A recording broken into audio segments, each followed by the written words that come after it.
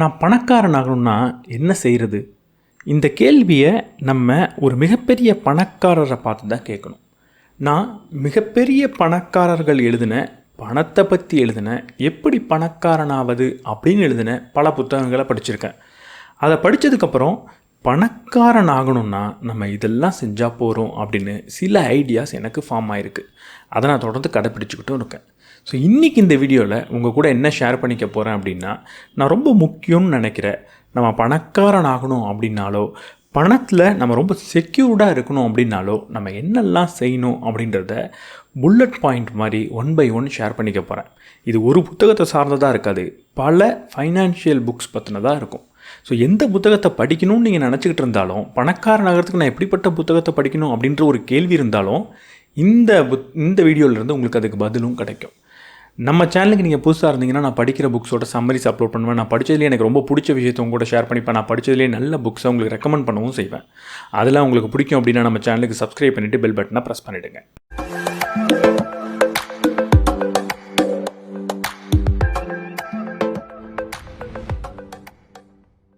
முதல் பாடம் ரொம்ப முக்கியமான ஒரு பாடம். இந்த பணக்காரனாகிற பயணத்தில் நம்ம தோற்றே போகக்கூடாதுன்னா இந்த பாடம் ரொம்ப முக்கியம். நம்ம எல்லாருமே மிடில் கிளாஸாக இருப்போம், இல்லை ஏழைகளாக இருப்போம். இப்போ பணக்காரனாகணுன்ற பாதையில் போயிட்டுருக்கோம். இதில் நடுவில் எந்த ஒரு பிரச்சனை வந்தாலும் நான் தோற்று போகக்கூடாது அப்படின்ற ஒரு ரிஸ்க்கை அட்ரஸ் பண்ணணும் அப்படின்னா இதை நம்ம கற்றுக்கிட்டாகணும். இதை நான் யார்கிட்டேருந்து கற்றுக்கிட்டேன்? இந்த உலகத்திலேயே மிகப்பெரிய பணக்காரர்கிட்டேருந்து கற்றுக்கிட்டேன். நமக்கு இன்றைக்கி தெரிஞ்ச பணக்காரரை விடலாம் ரொம்ப பெரிய பணக்காரர். நமக்கு ரோம சாம்ராஜ்யம் தெரிஞ்சிருக்கும். அந்த ரோம சாம்ராஜ்யத்தை கட்டி ஆண்ட ஒரு மன்னர் இருக்கார். அவரோட பேர் தான் மார்க்கஸ் எரிலியஸ். அவர் ஒரு புத்தகம் எழுதியிருக்காரு, மெடிடேஷன்ஸ் அப்படின்னு. அதோட தொகுப்பு இந்த புத்தகத்தில் இருக்குது. இதில் அவர் ஒரு முக்கியமான விஷயத்த சொல்கிறார். இந்த வாழ்க்கையை விட்டு இந்த தருணமே நீங்கள் போகிறதுக்கான வாய்ப்பு இருக்குது, அதை புரிஞ்சுக்கோங்க, அதை வச்சு அடுத்து நீங்கள் என்ன செய்யணுன்ற முடிவெடுங்க அப்படின்னு அவர் சொல்கிறார். இதுக்கும் இந்த காணொலிக்கும் என்ன சம்மந்தம் சொல்கிறேன். நீங்கள் பணக்காரன் ஆகணுமா? இந்த கேள்வி கேட்டால் நம்ம எல்லாரும் ஒரே பதில் தான் சொல்லுவோம். சில பேர் தைரியமாக சத்தமாக ஆமாம் நான் பணக்காரன் ஆகணும் அப்படின்னு சொல்லுவோம்.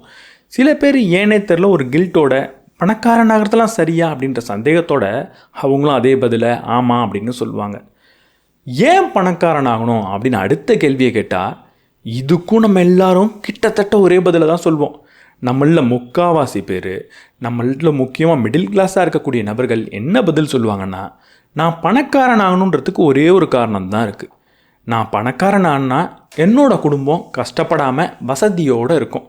நான் ஒரு வேளை செத்து போயிட்டேன்னா அப்போவும் என் குடும்பம் கஷ்டப்படாது, நடு தெருவுக்கு வந்துடாது, கொஞ்சம் நிம்மதியாக நல்ல வாழ்க்கையை அவங்க வாழணும், அதுக்காக தான் பணக்காரன் ஆகணும் அப்படின்னு நம்ம சொல்லுவோம். இங்கே நம்ம ஒரு முக்கியமான விஷயத்தை புரிஞ்சுக்கிட்டாகணும். நம்ம பணக்காரன் ஆகணும்னு நினைக்கிறப்போ 50 இல்லை 60 வயது ஆகும் பணக்காரன் ஆகிறதுக்கு.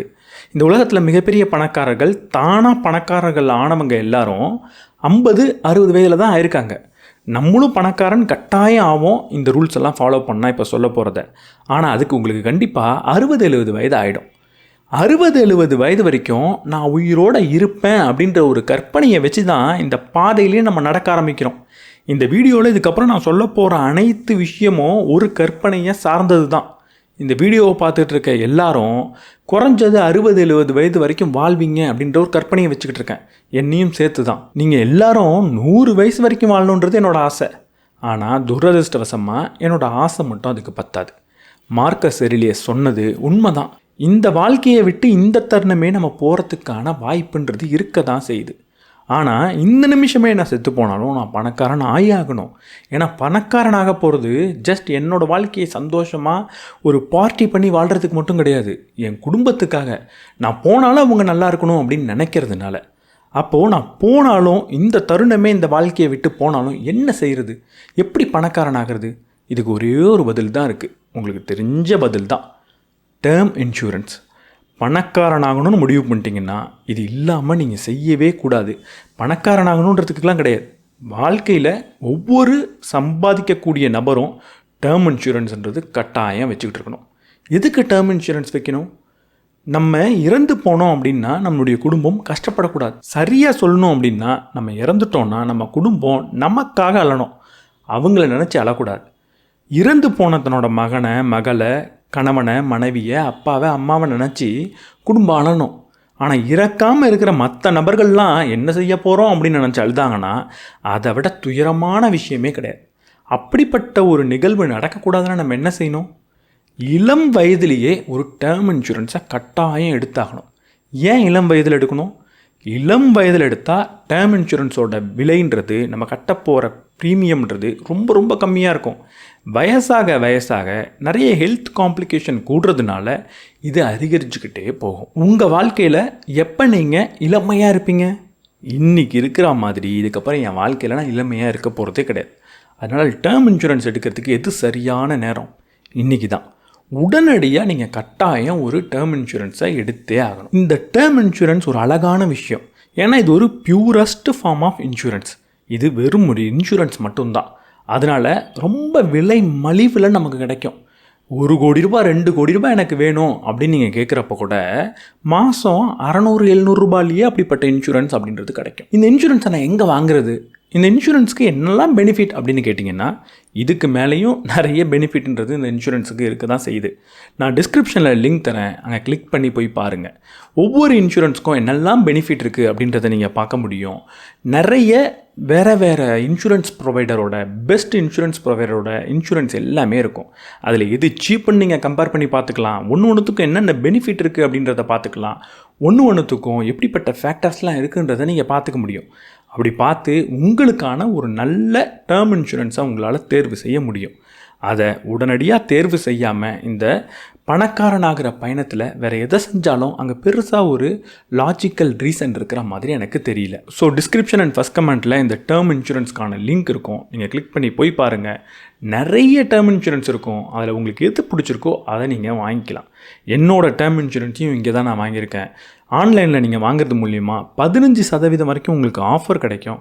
ஸோ உடனடியாக ஆன்லைனில் நான் கொடுத்துருக்க லிங்க்கை யூஸ் பண்ணி வாங்கி பாருங்கள். கட்டாயம் இதை செய்யாமல் நம்ம பணக்காரனாகணும், நிறைய பணத்தை சேமிக்கணும் அப்படின்னு நீங்கள் நினைக்கக்கூடாது. இது ஒரு செலவுன்னு நீங்கள் பார்க்கக்கூடாது. இந்த பயணத்தில் போகிறப்போ இருக்கக்கூடிய ஒட்டுமொத்த ரிஸ்கையும் அழிக்கக்கூடியது இது மட்டும்தான். இது கட்டாயம் உங்களுக்கு இருக்கணும். ரிச்சஸ்ட் மேன் இன் பாபிலோன் அப்படின்னு ஒரு புத்தகம் இருக்குது. பாபிலோன் அப்படின்னு ஒரு நகரம் இருந்தது கிட்டத்தட்ட 4000 வருஷத்துக்கு முன்னாடி. அந்த நகரத்திலேருந்து சில களிமண் சுவடுகள் கிடச்சிது. அந்த நகரம் எதுக்கு பெயர் போனதுன்னா, மிகப்பெரிய பணக்கார நகரம். அங்கே இருக்கிற எல்லாருமே மிகப்பெரிய பணக்காரர்கள். நம்ம இன்றைக்கி பார்க்க முடியாத அளவுக்கு மிகப்பெரிய பணக்காரர்களாக இருந்தாங்க. அவங்க அளவுக்கு இன்றைக்கி இருக்கிற மிகப்பெரிய பிஸ்னஸ் மேனால் கூட பணக்காரனாக இருக்க முடியல.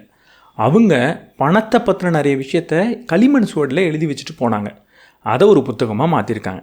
அந்த புத்தகத்திலேருந்து ரொம்ப முக்கியமான ஒரு அட்வைஸ் இருக்குது. அது என்ன தெரியுமா? மாதம் கட்டாயம் நீங்கள் 10% சம்பளத்தை முதல்லையே சேமிக்கணும்.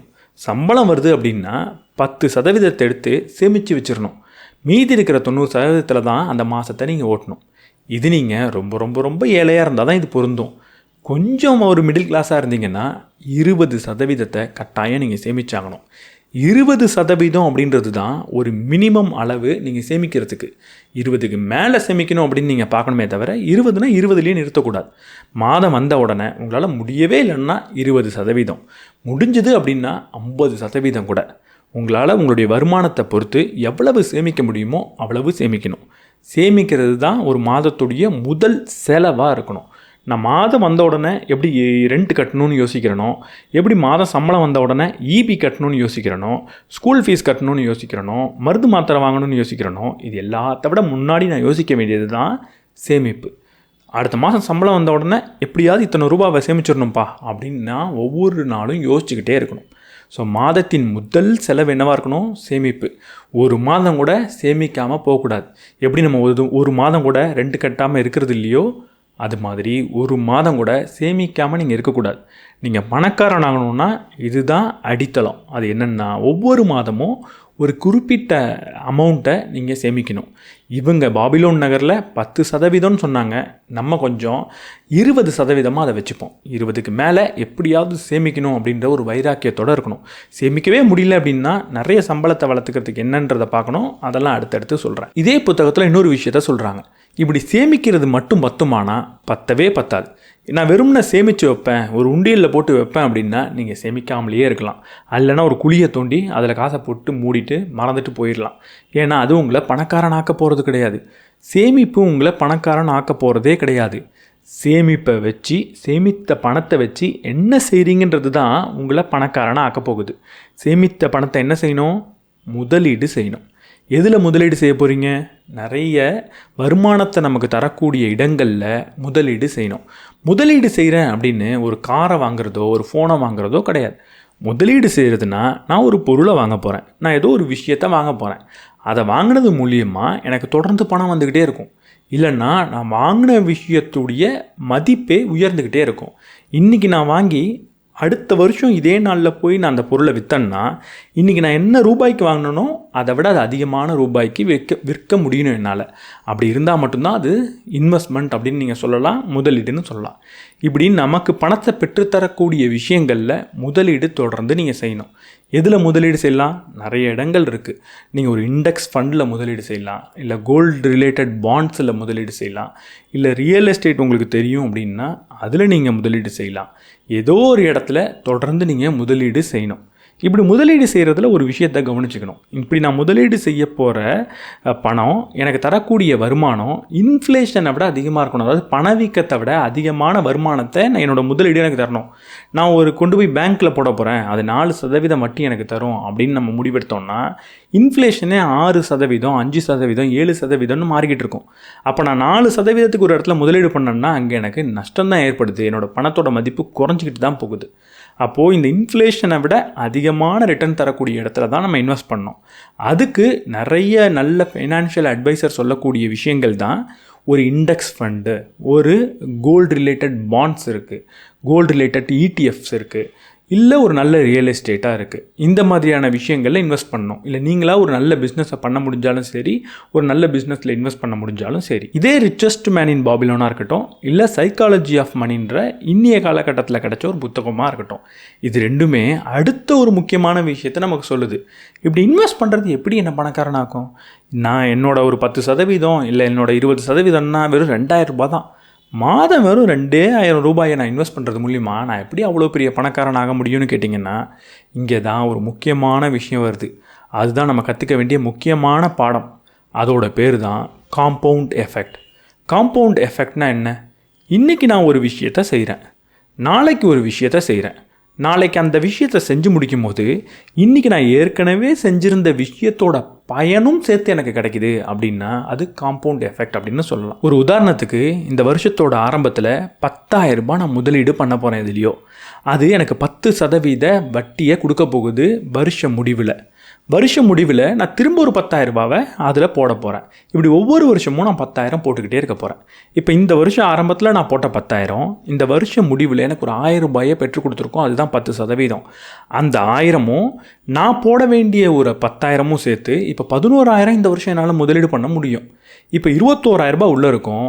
அந்த வருஷம் முடிவில் இந்த 21,000 எனக்கு 2,100 ரூபாயை கொடுக்கும்.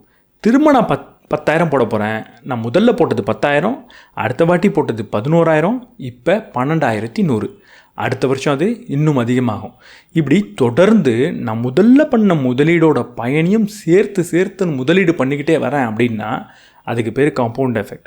இப்படி பண்ணுறது கொஞ்சம் கொஞ்சமாக வளர்கிற மாதிரி நமக்கு தெரிஞ்சாலும் திடீர்னு ஒரு நாள் மிகப்பெரிய வளர்ச்சியை தரும். இது எவ்வளவு வேகமாக வளரும், எவ்வளவு பெருசு வளரும் அப்படின்னு கேட்டிங்கன்னா, இதை புரிய வைக்கிறதுக்கு பொதுவாக சொல்லக்கூடிய ஒரு உதாரணத்தை சொல்கிறேன். ஒரு பேப்பரை நான் இப்போ எடுத்துக்கிறேன். அந்த பேப்பரை இப்படி 2ஆக மடிக்கிறேன். இப்படி 2ஆக மடித்ததுனால இந்த பேப்பரோட திக்னஸ் இப்போ எனக்கு டபுள் ஆகிடுச்சு. இதை திரும்ப இப்படி நான் மடித்தேன் அப்படின்னா இந்த டபுளாக இருந்த திக்னஸ் இப்போ 4 மடங்காக இருக்கும். திரும்பவும் அதை மடித்தேன்னா அந்த திக்னஸ் 8 மடங்காக ஆகிடும். இப்படி நான் தொடர்ந்து பேப்பரை மடிச்சுக்கிட்டே வரேன் அப்படின்னு வச்சுப்போம். ஒருவேளை என்னால் அந்த பேப்பரை 42 தடவை மடிக்க முடிஞ்சுது அப்படின்னா, வெறும் 42 தடவை மடிக்க முடிஞ்சுது அப்படின்னா அதோட திக்னஸ் எவ்வளோ பெருசு வந்திருக்கும்? அது இங்கேருந்து நிலாவுக்கு போகிறதுக்கு எவ்வளவு தூரம் இருக்கோ அவ்வளோ பெரிய திக்னஸ் அடைஞ்சிருக்கும். ஒரு பேப்பரை 7 தடவை தான் மடிக்க முடியும். ஆனால் ஒரு வேளை 42 தடவை நம்ம மடித்தோம் அப்படின்னா, வெறும் 42 தடவை மடித்தோம் அப்படின்னா இங்கே பூமியிலேருந்து நிலா வரைக்கும் அந்த பேப்பர் அவ்வளோ பெரிய திக்னஸை அடைஞ்சிருக்கும். இதுதான் காம்பவுண்ட் எஃபெக்ட். ஒரு முதலீடு ஒரு வட்டியை கொடுக்குது, அந்த வட்டியே திரும்ப இதுக்கு முதலீடாக மாறுது, அதுவும் வட்டியை ஈட்டு தருது அப்படின்னா அது இப்படித்தான் வேகமாக வளரும், நிலாவை போய் தொடும். அது மேலே நீங்கள் நம்பிக்கையை வச்சு சிறிய பணமாக இருந்தாலும் நீண்ட காலத்துக்கு முதலீடு செஞ்சுக்கிட்டே வந்தீங்க அப்படின்னா, நல்ல சேஃபான இடத்துல முதலீடு செஞ்சுக்கிட்டே வந்தீங்க அப்படின்னா நீங்கள் பணக்காரன் ஆகிறத யாராலையுமே தடுக்க முடியாது. 2000 இருக்கட்டும், 5000 இருக்கட்டும், 10,000 இருக்கட்டும், இதை கொஞ்சம் கொஞ்சமாக அதிகரிச்சுக்கிட்டே போகிறீங்க சேமிக்கிறத. அதை நல்ல இடத்துல முதலீடு செய்கிறீங்க அப்படின்னா இந்த காம்பவுண்ட் எஃபெக்ட் உங்களுக்காக வேலை செய்யும், உங்களை பணக்காரன் ஆக்கும். இதுதான் ஒரு மிடில் கிளாஸ் பணக்காரன் ஆகிறதுக்கான ஒரே வழி. நான் ஒரு இடத்துல வேலைக்கு போயிட்டுருக்கேன், சம்பளம் மாதம் மாதம் வாங்குகிறேன், அதை வச்சு தான் என்னால் குடும்பத்தை ஓட்ட முடியும், நான் வேலைக்கு போகிறேன், குடும்பத்தை பார்த்துக்கிறேன் அப்படின்னா நீங்கள் பணக்காரன் ஆக முடியும். அதுக்கு இது மட்டும்தான் வழி. அதுக்கு காம்பவுண்ட் எஃபெக்ட் மட்டும்தான் கை கொடுக்கும். இப்போது ரிச் டேட் புவர் டேடில் படித்த இன்னொரு மந்திரத்தை சொல்லித்தரேன். இப்போது இப்போ வேலைக்கு போகணும், பணத்தை சம்பாதிக்கணும், சேமிக்கணும், அதை இன்வெஸ்ட் பண்ணணும், அது காம்பவுண்ட் ஆகுன்றது நமக்கு ஒரு பேஸ் புரிஞ்சிருச்சு. இப்போ இதை இன்னும் பெருசாக்கிறதுக்கு நம்ம என்ன செய்யலாம்? ரிச் டேட் புவர் டேட் ஒரு விஷயத்த சொல்கிறார். ஒரே ஒரு இன்கம் மட்டும் வச்சுக்காதீங்க, ஒரே ஒரு இன்கம் ஸ்ட்ரீமை மட்டும் வச்சுக்காதீங்க. உங்களுக்கு ஒரே ஒரு வருமானம் மட்டும் இருக்கக்கூடாது, நிறைய வருமானம் இருந்துக்கிட்டே இருக்கணும்.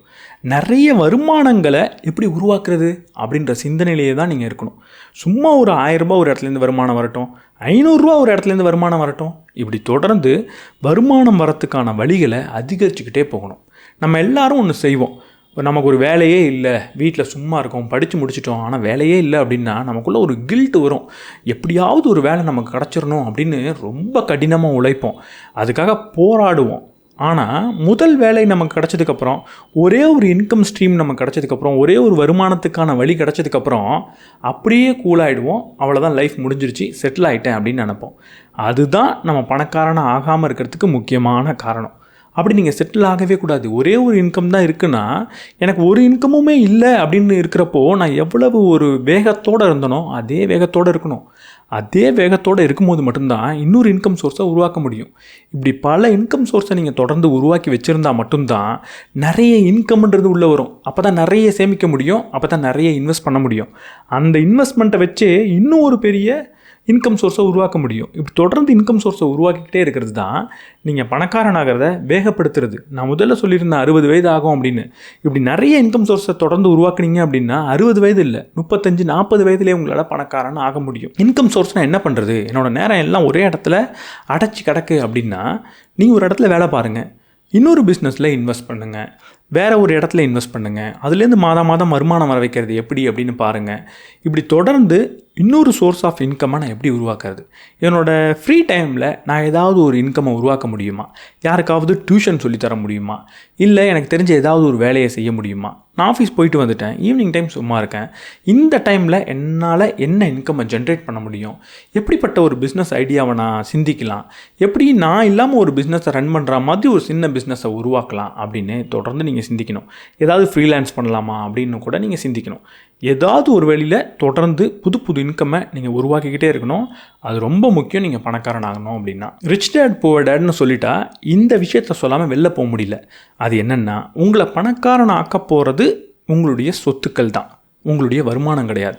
நான் இன்கம் சோர்ஸ்னு சொன்னதுனால இன்கமில் மட்டுமே நம்ம ஃபோக்கஸ் பண்ணக்கூடாது.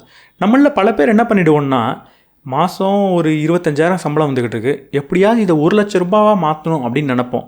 ரொம்ப ரொம்ப நல்ல விஷயம். ஆனால் அந்த 1,00,000 ரூபாயை வச்சு என்ன பண்ண போகிறோன்றது தான் இங்கே பிரச்சனையே. என்னோடய சம்பளம் அதிகமாகணும்னு நினைக்கிறது தப்பு கிடையாது. ஆனால் உங்களுடைய சம்பளம் உங்களை பணக்காரன் ஆக்காது. அந்த சம்பளத்தை சொத்தாக மாற்றினா மட்டும்தான் பணக்காரனாக நீங்கள் ஆவீங்க. எனக்கு 1,00,000 ரூபா சம்பளம் வருது, 2,00,000 ரூபா சம்பளம் வருதுன்னு நிறைய பேரை நான் பார்த்துருக்கேன். ஆனால் வந்த சம்பளம் எல்லாம் இஎம்ஐயாக வெளியே போயிடும். சரி, இஎம்ஐ எதுக்காக போகுது? ஏதாவது ஒரு பிஸ்னஸ் லோன் எடுத்துருக்கிறாரா, ஒரு பிஸ்னஸை ரன் பண்ணிக்கிட்டு இருக்கிறாரா, இல்லை ஏதாவது ஒரு பெரிய லேண்டை, ஒரு க்ரோர்ஸ்க்கு ஏதாவது லேண்டை வாங்கி போட்டுட்டாரா அப்படின்னு பார்த்தா அது கிடையாது. அவங்களுடைய வீட்டுக்கு தேவையான, வீட்டுக்கு செலவு செய்யக்கூடிய சில பொருட்களாக இருக்கும். ஒயிட் குட்ஸாக இருக்கும், ஒரு ஃப்ரிட்ஜாக இருக்கும், வாஷிங் மிஷினாக இருக்கும், பெரிய டிவியாக இருக்கும், ப்ளே ஸ்டேஷனாக இருக்கும். இப்படிப்பட்ட மதிப்பை இழக்கக்கூடிய நிறைய பொருட்களை வாங்கி போட்டு எனக்கு வரக்கூடிய மிகப்பெரிய சம்பளத்தை அதுக்காகவே செலவு பண்ணிக்கிட்டு இருந்தேன் அப்படின்னா நான் பணக்காரனாக போகிறது கிடையாது. இப்போ பணக்காரனாகணும்னா எனக்கு மல்டிபிள் ஸ்ட்ரீம் ஆஃப் இன்கம், நிறைய வருமானம் வரத்துக்கான வழி இருந்தால் மட்டும் பத்தாது. வர வருமானத்தை அப்படியே செலவு பண்ணிட்டு போனேன்னா நான் பணக்காரனாக போகிறது கிடையாது. வர வருமானத்தை நான் முதல்ல சொன்ன மாதிரி சேமித்து இன்வெஸ்ட் பண்ணணும். எதில் இன்வெஸ்ட் பண்ணணும்? நிறைய சொத்துக்களில் இன்வெஸ்ட் பண்ணணும். சொத்துனா என்ன? நான் ஒரு பொருளை வாங்கிட்டேன், அந்த பொருளை வாங்கினதுக்கப்புறம் அந்த பொருள் எனக்கு தொடர்ந்து பணத்தை கொடுத்துக்கிட்டே இருக்கும் அப்படின்னா அதுக்கு பேர் சொத்து. நான் ஒரு பிஸ்னஸை வாங்கிட்டேன், அந்த பிஸ்னஸ் எனக்கு தொடர்ந்து மாதம் மாதம் வருமானத்தை ஈட்டு கொடுக்க போகுதுன்னா அது ஒரு சொத்து. ஆனால் ஒரு காரை வாங்கிட்டேன் அப்படின்னா அது சொத்து கிடையாது. ஏன்னா அந்த காரை வாங்கினதுக்கப்புறம் அதுக்கு நம்ம தான் செலவு பண்ணிக்கிட்டு இருப்போம், நம்ம தான் ஃபியூயல் போடுவோம், நம்ம தான் மெயின்டைன் பண்ணிக்கிட்டு இருப்போம். அவ்வளவு மெயின்டைன் பண்ணாலும் அதோட மதிப்புன்றது குறைஞ்சிக்கிட்டே இருக்கும். 10 லட்ச ரூபாய்க்கு வாங்கியிருப்போம், 2 வருஷம் கழித்து பார்த்தா 3 லட்ச ரூபாய் அப்படின்னு சொல்லுவாங்க. இப்படி மதிப்பை தானாக இழக்குதுன்னா அது சொத்து கிடையாது. மதிப்பு கூடிக்கிட்டே போனால் தான் சொத்து. நமக்கு பணத்தை கொடுத்தா சொத்து, நம்மள்டேருந்து பணத்தை எடுத்தால் அது வீண் செலவு. இப்படிப்பட்ட சொத்துக்களை நான் வளர்த்துக்கணும் அப்படின்றது தான் முக்கியமே தவிர இன்கம் மட்டும் முக்கியம் கிடையாது. மில்லியனர் நெக்ஸ்ட் டோர் அப்படின்னு ஒரு புத்தகம் இருக்குது. அதில் ரொம்ப முக்கியமான விஷயத்தை நமக்கு சொல்லித்தராங்க. இப்போ நம்ம நிறைய இன்கம் சோர்ஸை உருவாக்கிட்டோம். அந்த இன்கம் சோர்ஸ்லேருந்து வர இன்கம்மை இன்வெஸ்ட் பண்ணிட்டோம், நிறைய அசட்ஸை, நிறைய சொத்துக்களையும் வளர்த்துட்டோம். இப்போ என்ன நடக்கும்? திடீர்னு நம்ம எதிர்பார்க்காத அளவுக்கு நிறைய வருமானம் நமக்கு வர ஆரம்பிச்சிடும். உதாரணத்துக்கு இப்போ திடீர்னு நம்ம 30,000 வாழ்ந்துக்கிட்டு இருப்போம், திடீர்னு பார்த்தா 1,30,000 வருமானம் வர ஆரம்பிச்சிடும். அப்போ நம்ம என்ன செய்யணும்? என்ன செய்யணுன்றது அடுத்து தான். என்ன செய்யக்கூடாது? லைஃப் ஸ்டைல் இன்ஃப்ளேஷன் அப்படின்ற ஒரு விஷயத்தை நம்ம செய்யக்கூடாது. அதாவது என் வாழ்க்கை முறை வீக்கத்தை நான் உருவாக்கக்கூடாது. வாழ்க்கை முறை வீக்கமா அப்படின்னா என்னென்னா, ஒரு 30,000 சம்பளத்தில் வாழ்ந்துக்கிட்டே இருந்திருப்பேன். திடீர்னு 1,30,000 வந்த உடனே என் வீட்டில் ஓடுற டிவி ஒழுங்காக ஓட மாட்டுதே அப்படின்னு தோணும். வாஷிங் மிஷின்லேருந்து சத்தம் அதிகமாக வர மாதிரி இருக்கே அப்படின்னு தோணும். ஃப்ரிட்ஜில் சாப்பாடு வச்சா சீக்கிரமாக கெட்டு போகிற மாதிரி இருக்கே அப்படின்னு தோணும். சரி டிவியை மாற்றுவோன்னு மாற்றிட்டு வந்தோன்னா டிவியில் வர சவுண்டு பத்தலையே, ஒரு ஹோம் தேட்டர் இருந்தால் தான் சரியாக இருக்கும் போல இருக்கே அப்படின்னு நமக்கு தோணும். சரி வாஷிங் மிஷினை வாங்கிட்டு வந்துட்டோம் அப்படின்னா துணியெல்லாம் துவைச்சிருது, ஆனால் பாத்திரத்தை தேய்க்க மாட்டுதே அப்படின்னு நமக்கு தோணும். இப்படி அடுத்து நமக்கு என்ன பொருள் வேணுன்றது தோணிக்கிட்டே இருக்கும். ஏசி வேணும், ஹாலுக்கு ஒரு ஏசி வேணும், ரூமுக்கு ஒரு ஏசி வேணும், விட்டால் பாத்ரூமுக்கு கூட ஏசி கேட்கும். இப்படி நம்மளோட லைஃப் ஸ்டைல் அப்கிரேட் ஆகிட்டே போகும். அந்த ஒரு தவறை தான் நம்ம செய்யவே கூடாது. என்னோடய வருமானம் திடீர்னு அதிகமாகிறப்போ அந்த நேரத்தில் தான் ரொம்ப கவனமாக இருக்கணும். அந்த நேரத்தில் தான் நான் பணக்காரன் ஆகிறதுக்கான ஒரு மிகப்பெரிய சக்தி நம்ம கையில் கிடச்சிருக்கு.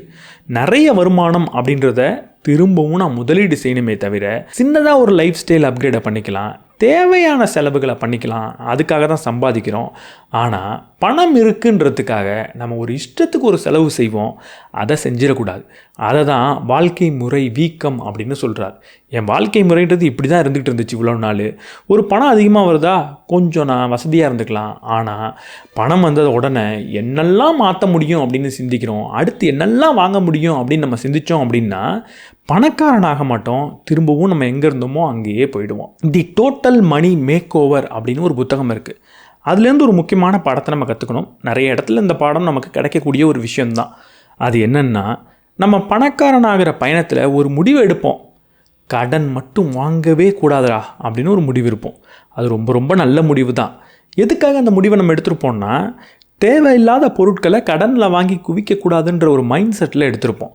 ஆனால் இப்போ நம்ம வளர்ந்து வரப்போ நமக்குன்னு சில பிஸ்னஸ் ரன் ஆகிட்டுருக்கு அப்படின்னா ஒரு வேளை அப்போவும் இதே ஃபிலாசபியை ஃபாலோ பண்ணக்கூடாது. கடனில் நல்ல கடன் கெட்ட கடன் 2 இருக்குது. கெட்ட கடன்னா என்ன? இப்போ ஆல்ரெடி நமக்கு தெரிஞ்சது தான். வீட்டுக்கு ஒரு வாஷிங் மிஷின் தேவை, அதனால என்கிட்ட காசே இல்லை, ஒரு கடனை வாங்க போகிறேன் அப்படின்னா அது கெட்ட கடன்.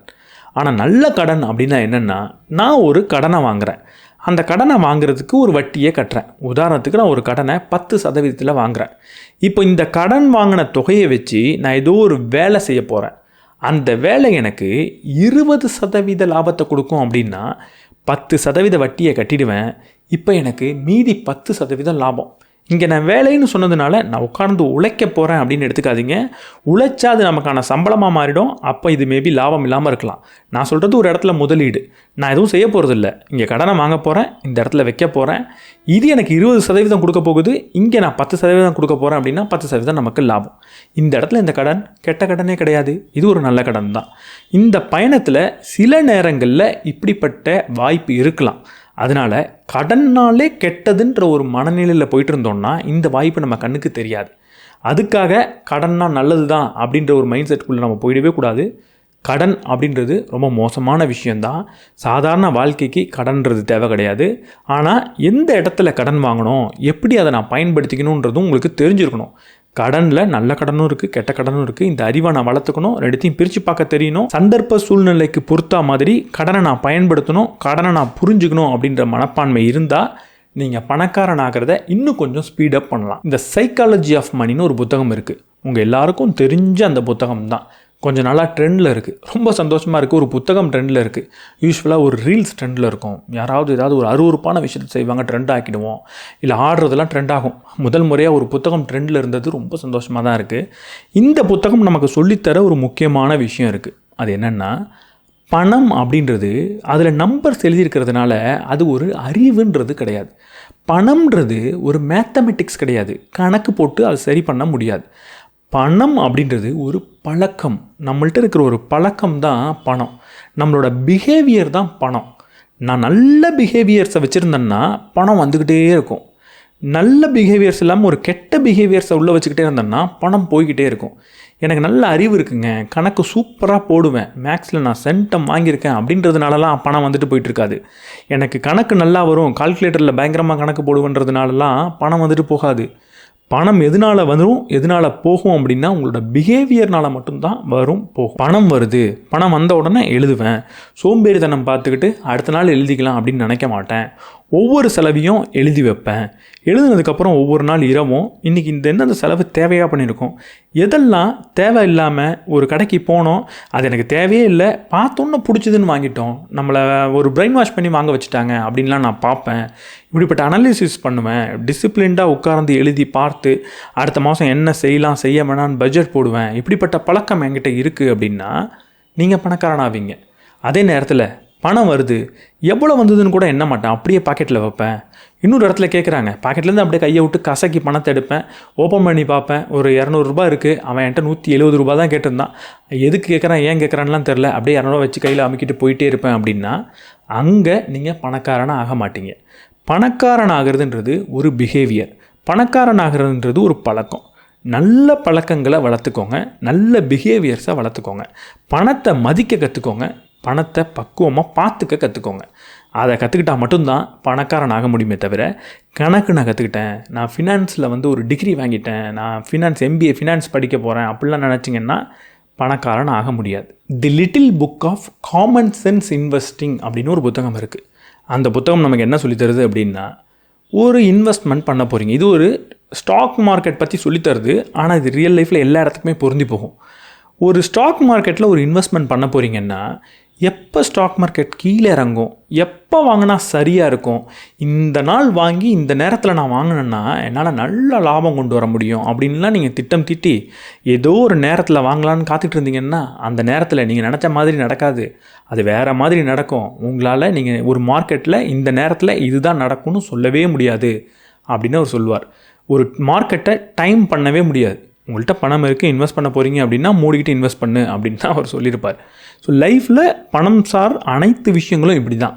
ஏதோ ஒரு நேரம் வரட்டும், நான் காத்துக்கிட்டு இருக்கேன், நல்ல நேரம் வரட்டும், நல்ல சூழல் அமையட்டும் அப்படின்னு நீங்கள் நினச்சிக்கிட்டு இருக்கக்கூடாது. ஒரு நல்ல செயலை செய்கிறதுக்கான நல்ல நேரம்ன்றது இப்போ தான். நல்ல நேரம் வரட்டும், நல்ல சூழல் வரட்டும்னு காத்துக்கிட்டு இருந்தீங்கன்னா நீங்கள் காத்துக்கிட்டு இருந்த அந்த நேரத்தில் அந்த சூழல் வேறு மாதிரி தான் இருக்கும். ஸோ முடிஞ்ச அளவுக்கு பணத்தை சேமிச்சிட்டிங்க அப்படின்னா, ஏதோ ஒரு இடத்துல இன்வெஸ்ட் பண்ண போகிறீங்க அப்படின்னா இன்வெஸ்ட் பண்ணுங்கள். நீங்கள் ரொம்ப நாளுக்காக தான் இந்த கேமை விளையாடுறீங்க. நீங்கள் நாளைக்கே எனக்கு பணம் வேணுன்றதுக்காக விளையாடல. இன்றைக்கி காசை போட்டு நாளைக்கு எனக்கு ஒரு பெரிய லாபம் வேணும்னு சில பேர் நினைப்பாங்க. அவங்க தான் டைமை பற்றிலாம் யோசிக்க வேண்டிய தேவை இருக்குது. அது கண்டிப்பாக தோற்று போவாங்க, தவறான முடிவாக தான் இருக்கும். நம்ம ஒரு இடத்துல போய் பணத்தை போட போகிறோம், நீண்ட நாளுக்கு காத்திருக்க போகிறோம், அதிலிருந்து வரக்கூடிய ரிவார்டை கொஞ்சம் கொஞ்சமாக எடுத்துக்க போகிறோம், அந்த ப்ராசஸை அனுபவிக்க போகிறோம், கடைசியில் பணக்காரன் ஆக போகிறோம். இந்த பணக்காரன் ஆகிறது மட்டும்தான் என்னோடய நோக்கன்றது கிடையாது. அது ஆகிறதுக்காக தொடர்ந்து நான் போயிட்டுருக்க பாதையிலேயே எனக்கு ரொம்ப சந்தோஷம் கிடைக்க போகுதுன்றதுனால ரொம்ப டைம்லாம் யோசிக்க தேவையில்லை. பணம் இருக்குது, நான் முதலீடு பண்ண போகிறேன்னா முதலீடு பண்ணுங்கள். இந்த நேரத்தில் தான் பண்ணுவேன்றதெல்லாம் எதுவும் கிடையாது. பணம் இருக்குது, இப்போ பண்ண போகிறேன், அதுக்கப்புறம் காத்துக்கிட்டு இருக்க போகிறேன், அது மட்டும்தான் தேவையே தவிர நேரம் கால்குலேஷன்றதுலாம் தேவை கிடையாது. யுவர் மணி யுவர் லைஃப் அப்படின்னு ஒரு புத்தகம் இருக்குது. நிறைய புத்தகத்தில் சொல்லித்தர ஒரு விஷயந்தான். ஒரு ஈவன் நீங்கள் MBA படிச்சிங்கன்னா அங்கே சொல்லித்தரக்கூடிய ஒரு விஷயந்தான். அது என்னென்னா ஆப்பர்ச்சுனிட்டி காஸ்ட் அப்படின்னு ஒரு விஷயம் சொல்லித்தருவாங்க. இந்த ஆப்பர்ச்சுனிட்டி காஸ்ட் என்னன்றதை தெளிவாக புரிஞ்சு வச்சுக்கணும். நம்ம செய்கிற ஒவ்வொரு செயலுக்கும், பணம் சார் செயல் மட்டும் கிடையாது, சாதாரண லைஃப்பில் செய்யக்கூடிய செயலுக்கு கூட இந்த ஆப்பர்ச்சுனிட்டி காஸ்ட் என்னன்றதை நம்ம கேட்டுக்கிட்டே இருக்கணும். ஆப்பர்ச்சுனிட்டி காஸ்ட்னால் என்ன? ஒரு உதாரணம் சொல்கிறேன். இப்போ என்கிட்ட ஒரு பணம் இருக்குது, அந்த பணத்தை எடுத்துகிட்டு போய் FDயில் நான் போட போகிறேன். FDயில் போடுறதுனால எனக்கு ஒரு 7% லாபம் கிடைக்க போகுது. இப்போ நான் ஒரு 1 லட்ச ரூபாய் FDயில் போடுறேன், வருஷம் எனக்கு 7,000 ரூபாய் கிடைக்க போகுது. இது லாபமாக நஷ்டமா? நான் 1 லட்சம் தான் கொடுத்தேன், வருஷம் எனக்கு 7,000 ரூபாய் கொடுக்குறாங்க, ப்ளஸ் என் 1 லட்சத்தையும் திரும்ப கொடுக்க போகிறாங்க, இது எனக்கு லாபம் தானே அப்படின்னு பார்த்தா லாபமும் கிடையாது, இது நஷ்டம்தான். இங்கே தான் ஆப்பர்ச்சுனிட்டி காஸ்ட் அப்படின்றத புரிஞ்சுக்கணும். இங்கே எந்த பணத்தை நான் இழந்தேன்னா ஆப்பர்ச்சுனிட்டி காஸ்ட்டை இழந்துட்டேன். ஆப்பர்ச்சுனிட்டி காஸ்ட்னா என்ன? ஒருவேளை இந்த பணத்தை ஃபிக்ஸட் டெபாசிட்டில் போடாமல் இதே பணத்தை ஒரு இண்டெக்ஸ் ஃபண்டில் போட்டிருக்கேன் அப்படின்னா இண்டெக்ஸ் ஃபண்ட் எனக்கு 12% வட்டியை கொடுத்துருக்கும். இந்த 12% அப்படின்றது மாறலாம், குறையலாம், ஏறலாம். இதில் ஒரு ரிஸ்க்குன்றது இருக்க தான் செய்யுது. ஆனால் எல்லாராலையும் நம்பப்படக்கூடிய ஒரு விஷயம், நம்புறதுக்கு ரொம்ப ஒரு தவறான விஷயம் இல்லை இந்த 12%ன்றது. இந்த 12% தரக்கூடிய ஒரு இண்டெக்ஸ் ஃபண்ட் என் கையில் இருக்கிறப்போ அதில் பணத்தை போடாமல் 7% தரக்கூடிய ஒரு ஃபிக்ஸட் டெபாசிட்டில் நான் போடுறேன் அப்படின்னா மீதம் இருக்கக்கூடிய 5% நான் இழக்கிறேன்னு அர்த்தம். இந்த இழக்கிறதுக்கு பேர் தான் ஆப்பர்ச்சுனிட்டி காஸ்ட். ஒரு வாய்ப்பை நான் தவற விடுறேன், அதாவது இன்னொரு வாய்ப்பை தவற விடுறதுனால எனக்கு ஏற்படக்கூடிய நஷ்டம் இந்த 5%, அதுதான் இங்கே ஆப்பர்ச்சுனிட்டி காஸ்ட். இந்த ஆப்பர்ச்சுனிட்டி காஸ்ட் என்னன்றதை நம்ம ஒவ்வொரு தடவையும் கேட்டுக்கிட்டு இருக்கணும். சில பேர் என்ன பண்ணுவாங்கன்னா, நான் ஃபிக்ஸட் டெபாசிட்டில் போடுறேன், காசு தான் வருது, லாபம் தானே, இதில் என்ன பிரச்சனை அப்படின்னு கேட்பாங்க. இங்கே என்ன பிரச்சனைனா, ஃபிக்ஸட் டெபாசிட் பிரச்சனை இல்லை, நீ எதை செய்யாமல் விட்டியோ அதுதான் பிரச்சனை. இருக்கிறதுலையே எது பெஸ்ட்டுன்றதை நம்ம பார்க்கணும், அதில் முதலீடு செய்யணும். எனக்கு ஒன்று தெரியுன்றதுனால அது மட்டும்தான் சேஃப்னு நம்ம நினைக்கக்கூடாது. இன்னும் என்னெல்லாம் ஆப்பர்ச்சுனிட்டி இருக்குன்றதை கொஞ்சம் படித்து புரிஞ்சிக்க முயற்சி பண்ணி புரிஞ்சுக்கிட்டு அதில் எது பெஸ்ட்டுன்னு பார்த்து இன்வெஸ்ட் பண்ணோம் அப்படின்னா, இந்த பண்பை நம்ம வளர்த்துக்கிட்டோம் அப்படின்னா இந்த பணக்காரன் ஆகிற பயணத்தை இன்னும் வேகமாக நம்மளால் மாற்ற முடியும். இன்டெலிஜென்ட் இன்வெஸ்டரில் ஒரு விஷயத்த சொல்லுவாங்க, மார்க்கெட் யார் பொறுமையோடு இருக்காங்களோ அவங்களுக்கு தான் பரிசளிக்கும் அப்படின்னு. நான் ஒரு இன்வெஸ்ட்மெண்ட்டை பண்ணுறேன், ஒரு முதலீடு பண்ணுறேன் அப்படின்னா பண்ணிவிட்டு பொறுமையாக இருக்க தெரியணும். நான் ஏதோ ஒரு முதலீடு பண்ணிட்டேன், அது வளர்ந்துருச்சா, அது இல்லை கீழே போயிருச்சா அப்படின்னு ஒவ்வொரு நாளும் பார்த்துக்கிட்டே இருக்கிறவங்களால அதோட பரிசை எடுத்துக்க முடியாது. நீண்ட காலத்துக்கு பொறுமையாக நான் பண்ண முதலீடு பெரிய அளவில் எனக்கு பரிசு தரும்னு காத்துட்ருக்கவங்களுக்கு தான் உண்மையாக அது பரிசு தரும். இப்படி அவசரத்தோட பதட்டத்தோட எந்த ஒரு முதலீடும் பண்ணாதீங்க. முதலீடு பண்ணிவிட்டு அந்த பணத்தை மறந்துடுங்க. அப்போது நான் எப்படிப்பட்ட பணத்தை முதலீடு பண்ணணும்? அடுத்த சில வருடங்களுக்கு எனக்கு தேவையில்லைன்னு நினைக்கிற பணத்தை தான் முதலீடு பண்ணணும். தேவையான பணத்தை என்ன செய்யணும்? அதுதான் அடுத்தது. தேவையான பணங்களை எமர்ஜென்சி ஃபண்டாக நம்ம வச்சுக்கணும்.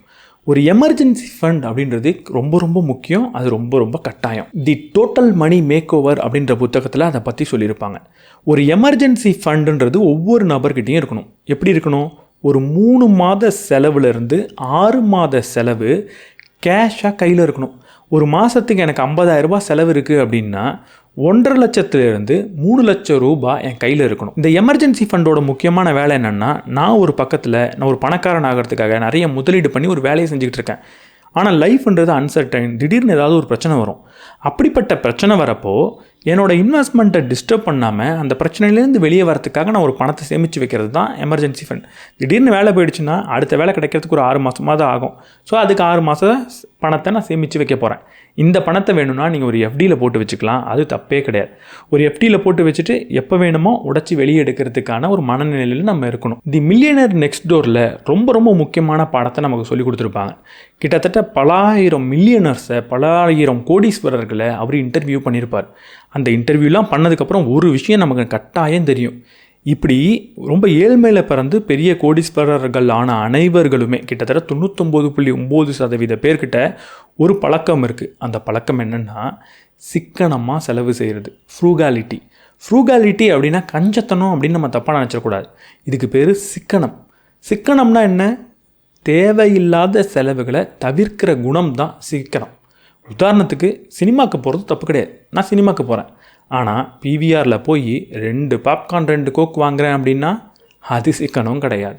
நீங்கள் ரோல்ஸ் ராயல்ஸே வாங்குகிற அளவுக்கு பணக்காரனாக இருக்கலாம், அதுக்காகலாம் பிவிஆரில் உங்களால் பாப்கார்ன் வாங்க முடியாதுன்னு ஒரு மகான் சொல்லியிருக்காரு. வேறு யாரும் இல்லை, நான் தான். இப்படி தேவையில்லாத செலவை நீங்கள் குறைக்கணும், சிக்கனமாக இருக்கணும். இந்த உலகத்தில் தானாக மிகப்பெரிய பணக்காரர்களான அனைவருமே சிக்கனமாக தான் இருந்திருக்காங்க. இன்டெலிஜென்ட் இன்வெஸ்டரில் இன்னொரு முக்கியமான விஷயத்தை நம்ம கற்றுக்கலாம். ரொம்ப பெரிய ரிட்டர்ன் அப்படின்ற விஷயம் உங்களுக்கு தெரிய வந்ததுன்னா, ஒரு பெரிய ரிட்டர்ன் கிடைக்க போகுது, பெரிய அளவில் வட்டி கிடைக்க போகுதுன்ற ஒரு விஷயம் உங்கள் காதுக்கு வந்ததுன்னா மிகப்பெரிய சந்தேகத்தை அது மேலே கொடுங்க. யாரோ ஒரு நபர் வருஷத்துக்கு 60% வட்டி அப்படின்னு சொன்னார்னா நீங்கள் மிகப்பெரிய சந்தேகத்தை கொடுக்கணும். சந்தேகம் கூட பட வேணாம் போயிடுன்னு துரத்தி அடிக்கிறது தான் நல்லது. ஒரு 12% வட்டின்றது தான் ஒரு நார்மலான விஷயம். சில சமயம் ரிஸ்க் ரொம்ப அதிகமாகிறப்போ அது 18-20ன்றது போகலாம். ஆனால் யாராலையும் அதை ப்ராமிஸ் பண்ண முடியாது. ப்ராமிஸ் பண்ண முடிஞ்ச ஒரு மிகப்பெரிய நம்பர்னால் 12. அதுவே ரொம்ப பெரிய ரிஸ்க்கான நம்பர். அந்த நம்பரை விட அதிகமாக ஒரு நபர் வந்து உங்களுக்கு ப்ராமிஸ் பண்ணுறாரு, சத்தியம் பண்ணுறாரு, இவ்வளோ பெரிய வட்டி உனக்கு கிடைக்கும், ரிட்டர்ன் கிடைக்கும்னு சொல்கிறாருன்னா ரொம்ப பெரிய சந்தேகத்தை அவங்க மேலே கொடுங்க. அவங்கள துரத்தி வேணாலும் அடிச்சிருங்க. ஏன்னா ஒரு இண்டெக்ஸ் ஃபண்டால் கொடுக்க முடிஞ்சது 12%. நிறைய பேர் நிறைய மியூச்சுவல் ஃபண்டை பண்ணுறாங்க. நிறைய மியூச்சுவல் ஃபண்ட் மேனேஜர்ஸ் இருக்காங்க. அவங்கெல்லாம் ஒரு வருடம் போய் பார்த்தீங்கன்னா 23% ரிட்டர்ன் கொடுத்துருப்பாங்க. ஆனால் ஒரு 10 வருடத்துக்கு கவனித்து பார்த்தீங்கன்னா, ஒரு 20 வருடத்துக்கு கவனித்து பார்த்தீங்க அப்படின்னா அவங்களால இண்டெக்ஸ் ஃபண்டை பீட் பண்ணவே முடியாது. அப்போ இந்த இண்டெக்ஸ் ஃபண்டுன்ற 12 தான் ஒரு சரியான நம்பர் மாதிரி இருக்குது. அதுக்கு மேலே போகிறவங்கெல்லாம் ஒரு வருஷம் மேலே போவாங்க, அடுத்த வருஷம் கீழே வந்து டோட்டலாக பார்க்குறப்போ 12க்கு கீழே தான் இருப்பாங்க. அதனால் மிகப்பெரிய ரிட்டர்ன்னு ஒரு நபர் சொன்னார்னா சந்தேகப்படுங்க, மிகப்பெரிய சந்தேகத்தை அவங்க மேலே காட்டுங்க. The little book of common சென்ஸில் இந்த விஷயத்தையும் சொல்லியிருப்பாங்க. இப்போ நான் சொன்னது 2 விஷயம் இருக்குது. ஒன்று ஆக்டிவான மியூச்சுவல் ஃபண்டை பற்றி பேசினேன், இன்னொன்று இண்டெக்ஸ் ஃபண்டை பற்றி பேசினேன். இந்த இண்டெக்ஸ் ஃபண்டை பேசிவ் ஃபண்ட் அப்படின்னு சொல்லுவாங்க. மற்ற சில மியூச்சுவல் ஃபண்டை ஆக்டிவ் ஃபண்ட்னு சொல்லுவாங்க. ஏன் சொல்கிறாங்கன்னா, இண்டெக்ஸ்னால் என்ன? இண்டெக்ஸ்னால் ஸ்டாக் மார்க்கெட்டு ஒரு சில இண்டெக்ஸை உருவாக்கி வச்சுருக்கோம். இண்டெக்ஸ்னால் என்ன? இப்போ சென்னையில் டிராஃபிக் எப்படி இருந்தது அப்படின்னு நான் உங்கள்கிட்ட கேட்டேன்னா, ஒவ்வொரு தெருவாக போய் பார்த்து டிராஃபிக் எப்படி இருந்ததுன்னு நோட்ஸ் எடுத்து சொல்ல முடியாது. ஒரு முக்கியமான 5-6 இடத்துல டிராஃபிக் எப்படி இருந்ததுன்றதை பார்த்து சென்னையோட டிராஃபிக் இன்றைக்கி இப்படின்னு நம்ம சொல்லிவிடுவோம். இதுக்கு பேர் தான் இண்டெக்ஸ். ஸ்டாக் மார்க்கெட் இன்றைக்கி எப்படி இருந்தது அப்படின்னு கேட்டால் ஒவ்வொரு கம்பெனியும் என்ன பண்ணுச்சுன்னெலாம் பார்த்துட்டு இருக்க முடியாது. அப்போ குறிப்பிட்ட ஒரு முக்கியமான 10 கம்பெனியை நான் எடுத்து அந்த 10 கம்பெனி மேலே போயிருக்கா கீழே இறங்கியிருக்கான்றதை பார்த்தோன்னா அதுக்கு பேர் இண்டெக்ஸ். இப்படிப்பட்டது தான் நிஃப்டி 50. நிஃப்டி 50னா ஸ்டாக் மார்க்கெட்டில் இருக்கிற டாப் 50 கம்பெனிஸ் அப்படின்னு நீங்கள் புரிஞ்சுக்கலாம். அந்த கம்பெனிஸ் எப்படி பெர்ஃபார்ம் பண்ணியிருக்கோ அப்படி தான் எல்லாம் பண்ணும் அப்படின்ற ஒரு அசம்ஷனில் அந்த 50 கம்பெனி எப்படி பெர்ஃபார்ம் பண்ணியிருக்குன்னு தொடர்ந்து ட்ராக் பண்ணுறது நிஃப்டி 50 இண்டெக்ஸ். இப்படி நம்ம இண்டெக்ஸை சூஸ் பண்ணுறப்போ ரொம்ப முக்கியமான டாப்பில் இருக்கிற ஒரு பெரிய கம்பெனிஸ்குள்ளே இன்வெஸ்ட் பண்ணுறதுனால அது நமக்கு கொஞ்சம் சேஃபாக இருக்கும். இப்போ என் பணத்தை எடுத்துகிட்டு போய் நான் டாட்டாவில், மஹிந்திராவில், ரிலையன்ஸில் அப்படின்னு போட்டேன்னா அவங்களெலாம் நாட்டை விட்டு நாளைக்கு ஓடி போகிறது கிடையாது. ஆனால் சின்னதாக ஒரு கம்பெனியில் போட்டால் அது நடக்கிறதுக்கு வாய்ப்பு இருக்குது. அதனால தான் இண்டெக்ஸ் ஃபண்ட் சேஃபு. அது பெரிய நபர்களால் நடத்தப்படுறதுனால அது ஓரளவுக்கு ஒரு சேஃபான ரிட்டர்னை 12% கொடுக்கும். ஆக்டிவ் ஃபண்ட் அப்படின்னா என்னென்னா, என் பணத்தை நான் ஒரு மியூச்சுவல் ஃபண்ட்காரர்கிட்ட கொடுத்துருவேன். அங்கே ஒரு மேனேஜர் என்ன மாதிரி உட்காந்துட்டு இருப்பார். நீங்கள் கொடுத்த பணத்தெல்லாம் எடுத்து எந்த ஸ்டாக்கில் போட்டால் பெருசாக வரும் அப்படின்னு ஒரு கேம்பிளிங் பண்ணிக்கிட்டு இருப்பார். ஒரு சின்ன கம்பெனியில் போடுவார், திடீர்னு வேறு ஒரு கம்பெனியில் போடுவார், இல்லை ஏதோ ஒரு செக்டார் பேஸ்டு பிளான் வச்சுட்டு அதில் போட்டுக்கிட்டு இருப்பார். அப்போது அவரோட சிந்தனைக்கு ஏற்ற மாதிரி அவர் இன்வெஸ்ட் பண்ணுறதுனால அதில் ரிஸ்க் அதிகம். ஒரு தடவை லக்கில் 23-24% கொடுக்கலாம், தொடர்ந்து அப்படி கொடுக்க முடியாது. இண்டெக்ஸ் கிட்ட தோற்று போயிடுவார். இப்போ ஆக்டிவ் பேசிவ்னா என்னென்னு புரிஞ்சிருக்கும்னு நினைக்கிறேன். பேசிவ்னா டிஃபைன்டான முக்கியமான சில கம்பெனிஸ். ஆக்டிவ்னா ஒரு நபர் உட்காந்துக்கிட்டு எதில் வேணாலும் அவர் நினைக்கிற மாதிரி இன்வெஸ்ட் பண்ணுறது. நீங்கள் எந்த கேம் விளையாட போகிறீங்க அப்படின்னா பேசிவ் கேம் விளையாடணும். பேசிவ் கேம் விளையாடினீங்கன்னா ஒரு நீண்ட காலத்தில் கட்டாயம் ப்ராஃபிட்ன்றது கிடைக்கும். ஆனால் ஆக்டிவ் கேம் விளையாடினீங்க அப்படின்னா நீண்ட காலத்தில் கட்டாயம் லாஸ் வரத்துக்கான வாய்ப்பு அதிகம். ஸோ பேசிவ் கேம் விளையாடுங்க, ஆக்டிவ் கேமை குறைச்சிக்கோங்க. I will teach you to be rich அப்படின்னு ஒரு புத்தகம் இருக்குது. அதில் ஒரு முக்கியமான பாடத்தை சொல்லித்தராங்க. அந்த பாடத்தோட பேர் ஆட்டோமேட் யுவர் ஃபினான்ஸ். நம்மளுடைய ஃபினான்ஸை ஆட்டோமேட் பண்ணிடணும். ஆட்டோமேட் பண்ணுறதுனா என்ன? ஒரு சிப் போடுறேன்னு வச்சுக்கோங்களேன், மாதம் அதுவாகவே காசை எடுத்து சிப் போடுறது அப்படின்னா அதுக்கு பேர் ஆட்டோமேட். ஏன்னா ஒவ்வொரு மாதமும் நான் காசை கொடுத்து ஒரு இன்வெஸ்ட்மெண்ட் பண்ணிக்கிட்டே இருக்கேன் அப்படின்னா ஒரு மாதம் விட்டுருவேன். ஆனால் பேங்க்லேருந்து அவனே காசை பிடிச்சிப்பான் அப்படின்ற மாதிரி செட்டிங்கை வச்சுட்டேன் அப்படின்னா நான் நினைக்கிறேனோ இல்லையோ அந்த காசு போயிட்டே இருக்கும். 1ஆம் தேதி சம்பளம் வந்தோன்னா அதுக்கு காசு போயிடும். இங்கே நான் வேணாம் அடுத்த மாதம் பார்த்துக்கலாம் அப்படின்னு நினைக்கிறதுக்கான வாய்ப்புன்றது கொஞ்சம் கம்மி. ஸோ அதனால் உங்களோட இன்வெஸ்ட்மெண்ட் அனைத்தையும் ஆட்டோமேட் பண்ணி வச்சுருங்க. அவங்களே பணத்தை எடுத்துக்கிற மாதிரியான செட்டிங் இருந்தால் அதை ஆன் பண்ணி வச்சுருங்க. அது ரொம்ப நல்லது. திங்க் அண்ட் க்ரோ ரிச்சில் சொல்லியிருப்பாங்க, நீங்கள் பண்ணுற முதலீடுலேயே ரொம்ப நல்ல முதலீடு என்னென்னா உங்கள் மேலேயே நீங்கள் பண்ணிக்கிற முதலீடு தான். நம்ம மேலேயே நம்ம பண்ணிக்கிற முதலீடுனா என்ன? நல்ல காஸ்ட்லியான ட்ரெஸ் வாங்கி போட்டுக்கிறது, நல்ல ஃபோன் வாங்கி வச்சுக்கிறதா? கிடையாது. உங்களுடைய அறிவை வளர்த்துக்கிறதுக்கும் உங்களுடைய ஸ்கில்லை வளர்த்துக்கிறதுக்கும் நீங்கள் செய்கிற செலவுகள், நீங்கள் வாங்குகிற புத்தகங்கள், நீங்கள் ஒரு கொடுக்கக்கூடிய ஒர்க் ஷாப்புக்கு கொடுக்கக்கூடிய காசு, ஒரு கோச்சிங் சென்டருக்கு நீங்கள் கொடுக்கக்கூடிய காசு, ஒரு ஸ்கூலுக்கு நீங்கள் கட்டக்கூடிய ஃபீஸு, ஒரு காலேஜில் போய் ஒரு ஃபீஸ் கட்டுறீங்க அப்படின்னா இது எல்லாம் உங்கள் மேலே நீங்கள் செய்யக்கூடிய முதலீடு. இந்த பணம்லாம் எப்படி மாறுது அப்படின்னா உங்களுடைய அறிவாகவும் உங்களுடைய ஸ்கில்லாகவும் மாறுது. அது இன்னும் பணத்தை அதிகமாக உங்களுக்கு பெற்றுத்தரும். அதனால தான் இதை நம்ம முதலீடு அப்படின்னு சொல்கிறோம். இப்படி உங்கள் மேலேயே நீங்கள் முதலீடு பண்ணுறதுக்கு தயங்கக்கூடாது. அதற்கான வாய்ப்பு எப்பெல்லாம் கிடைக்குதோ, ஒரு வாய்ப்பை எப்பெல்லாம் பார்க்குறீங்களோ அப்படி உங்கள் மேலே நீங்கள் முதலீடு பண்ணிக்கணும். உங்களுடைய ஸ்கில்லை, உங்களுடைய அறிவை நீங்கள் தொடர்ந்து வளர்த்துக்கிட்டே இருக்கணும். அதில் ரொம்ப முக்கியமான ஒரு ஸ்கில், முக்கியமான ஒரு அறிவு என்னென்னா பணம் சம்மந்தப்பட்ட, இந்த இன்வெஸ்ட்மெண்ட் சம்மந்தப்பட்ட அறிவை நீங்கள் வளர்த்துக்கிறது. அது ரிலேட்டட் புக்ஸ் படிங்க, அது ரிலேட்டட் கோர்ஸ் போங்க, அது ரிலேட்டட் எஜுகேஷன் என்னெல்லாம் கிடைக்குதோ எடுத்துக்கோங்க. இன்டெலிஜென்ட் இன்வெஸ்டரில் சொல்லியிருப்பாங்க, எப்போ எல்லாரும் பயப்படுறாங்களோ அப்போ தான் நீங்கள் பொருளை வாங்கணும், எப்போ எல்லாரும் ரொம்ப பேராசையில் இருக்காங்களோ அப்போ தான் நீங்கள் இன்வெஸ்ட்மெண்ட்டை விற்கணும் அப்படின்னு சொல்லுவாங்க. எப்போ எல்லாரும் ஸ்டாக் மார்க்கெட்டில் பயந்துக்கிட்டே இருக்காங்களோ அப்போ ஸ்டாக்கை அவங்களெலாம் விற்க ஆரம்பிப்பாங்க. அதனால் ஸ்டாக்கோட விலை குறையும். அப்போ நீங்கள் வாங்கிடணும். எப்போ எல்லாரும் பேராசையில் நிறைய லாபம் வர போகுது அப்படின்னு நினச்சி ஸ்டாக்ஸை வாங்கிட்டே இருக்காங்களோ அப்போ அவங்க தொடர்ந்து வாங்குறதுனால ஸ்டாக் ரொம்ப விலை அதிகமாக போயிடும். அதோட வேல்யூவை தாண்டி பெரிய வேல்யூக்கு அது போயிடும். அப்போ நீங்கள் அந்த ஸ்டாக்ஸை விற்கணும். ஸோ எப்போ உங்களை சுற்றி இருக்கிறவங்கலாம் ஒரு பயத்தில் இருக்காங்களோ, ஒரு இன்வெஸ்ட்மெண்ட்டை பார்த்து, ஒரு நல்ல இன்வெஸ்ட்மெண்ட்டை பார்த்து அப்போல்லாம் நீங்கள் ஆக்டிவேட் ஆகிடணும். ஓகே, இப்போ வாங்குறதுக்கான, முதலீடு செய்கிறதுக்கான தருணம் போல் அப்படின்னு அந்த நேரத்தில் நீங்கள் வாங்கும்போது தான் உங்களால் நல்ல லாபத்தை ஈட்ட முடியும். தி லேட்டே ஃபேக்டர் அப்படின்னு ஒரு புத்தகம் இருக்குது. அதில் தி லேட்டே ஃபேக்டர் அப்படின்ற ஒரு பாடத்தை சொல்லி தருவாங்க. அது என்னென்னா, சின்ன சின்ன செலவுகளை சின்ன சின்ன செலவு தானே அப்படின்னு விட்டுறாதீங்க. சின்ன சின்ன செலவுகள் தான் ரொம்ப பெரிய விளைவை உங்களுக்கு ஏற்படுத்தும். இந்த சின்ன சின்ன செலவுகளை எப்போவுமே கட் பண்ணுறது ரொம்ப ஈஸியானதாக இருக்கும். அதை கட் பண்ணி அந்த பணத்தை எடுத்து நீங்கள் இன்வெஸ்ட் பண்ணிங்கன்னா அது பெரிய ரிட்டர்ன் உங்களுக்கு கொடுக்கும் அப்படின்னு சொல்லித்தரது தான் அந்த பாடம். கேட்குறதுக்கு ரொம்ப சீப்பாக இருக்கும். என்ன சின்ன செலவை குறைச்சா நான் பெரிய ஆள் ஆக போகிறேன் அப்படின்னு. உதாரணத்துக்கு தினமும் நான் ஒரு காஃபி குடிப்பேன், ஒரு 50 ரூபா அந்த ஃபில்டர் காஃபி அப்படின்னு வச்சுக்கோங்க. அந்த ஃபில்டர் காஃபியை நீங்கள் கட் பண்ணுறது மூலியமாக உங்களால் உங்களுடைய பணத்தை அதிகமாக வளர்த்துக்க முடியும். எப்படி? ஒவ்வொரு நாளும் நீங்கள் 50 ரூபா செலவு பண்ணுறீங்க அப்படின்னா மாதம் நீங்கள் 1500 ரூபா ஒரு இண்டெக்ஸ் ஃபண்டில் வருஷத்துக்கு 12% வட்டிக்கு அடுத்த 20 வருஷத்துக்கு இன்வெஸ்ட் பண்ண போகிறீங்க அப்படின்னா அது உங்களுக்கு 13,79,000 ரூபாயை கொடுத்துருக்கும். 50 ரூபா தானே அப்படின்னு உங்களுக்கு தோன்றுறது 13 லட்சம் 14 லட்சமாக இருக்கும். ஸோ இந்த 14 லட்சத்தை சேமிக்கிறதுன்றது ரொம்ப கஷ்டம். ஆனால் இந்த 50 ரூபா செலவை குறைக்கிறது ரொம்ப ஈஸி. இப்படி தேவையில்லாமல் சும்மா ஒரு பொழுதுபோக்குக்கு போனால் போகுது அப்படின்னு பண்ணக்கூடிய சின்ன செலவை குறைங்க. நீங்கள் அடிக்கக்கூடிய அந்த தம்மை குறைக்கலாம், தேவையில்லாமல் குடிக்கக்கூடிய அந்த டீயை குறைக்கலாம். உடலுக்கு தீங்கு விளைவிக்கக்கூடிய இந்த சின்ன சின்ன செலவை குறைக்கிறதுனால உடலுக்கும் நல்லது, உங்கள் பர்ஸுக்கும் நல்லது. மில்லியனர் ஃபாஸ்ட் லேன் அப்படின்னு ஒரு புக் இருக்குது. அதில் இந்த டேக்ஸ்ன்றது ரொம்ப பெரிய விஷயம். இந்த டேக்ஸ் உங்களை பெரிய பணக்காரனாகவும் ஆக்கலாம், இதே டேக்ஸ் உங்களை பெரிய ஏழையாகவும் ஆக்கலாம் அப்படின்னு சொல்லியிருப்பார். டேக்ஸை நம்ம புரிஞ்சு வச்சுக்கிட்டு ஆகணும். டேக்ஸை எப்படி சேவ் பண்ணுறது, எப்படி கட்டுறதுன்றது ரொம்ப ரொம்ப முக்கியம். இந்த பாயிண்ட்டை ஏன் ஸ்பெசிஃபிக்காக நான் சொல்கிறேன் அப்படின்னா, நம்மளுடைய ஸ்கூலில் நமக்கு டேக்ஸ்னால் என்னன்னே சொல்லித்தரது கிடையாது. நமக்கு கூடுதலாக ஒரு மொழி சொல்லித்தரத்துக்கு தான் எல்லாருக்கும் ஆர்வம் இருக்கே தவிர பயன்படுத்துறதுக்கு எதுவும் சொல்லித்தரதில்லை. ஏன்னா ஒரு குழந்தை பிறந்ததுன்னா பிறந்து ஒரு மாதத்தில் தானாக டேக்ஸ்லாம் பண்ணிடும். மொழி தான் பேசுகிறது அதுக்கு வராது. அதனால் மொழியை உட்கார வச்சு 10 வருஷம் சொல்லித்தரணும்.